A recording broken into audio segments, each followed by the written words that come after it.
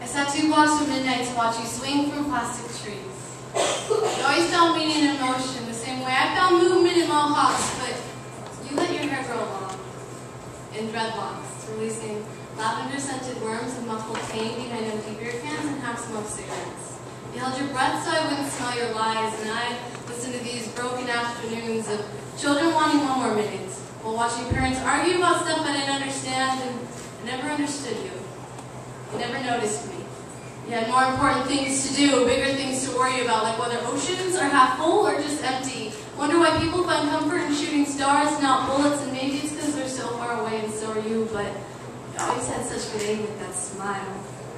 I always thought you were lying like that, but you told me stories like that, answered questions like that, and you never were lying like that, were you? I told you stories that didn't make sense because I wanted you to know why I always forgot to breathe. This is my jail cell, I'd say. This is where we met. These broken afternoons, these rundown houses of half-open calluses to prove we made it, to places people thought to be untouchable. They didn't understand it was you who grew untouchable with every fleeting grasp of interlaced wounds. We were hard in your sleeve in a show, and I tried to hold the pieces together as long as I could, but time is a poison, and you drank each drop like I wasn't enough for you. But I make mistakes for a living.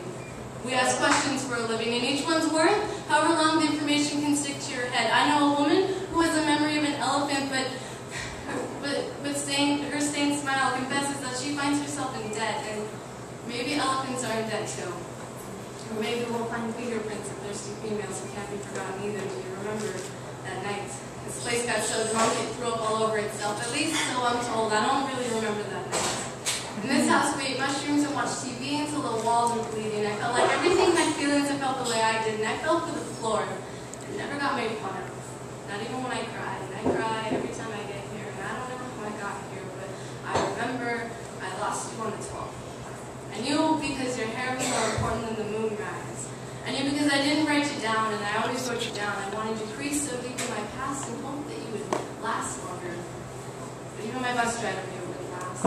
Although he was kind of keep to himself, so now by the time you're done confessing your love to me, I will have found 14 different ways to write lonely on the left side of my left thigh. If you really want to know why I won't let you in, just search for the band-aids I keep under my skin. And if I ever forget to breathe, remind me these seasons are only temporary. And so are plastic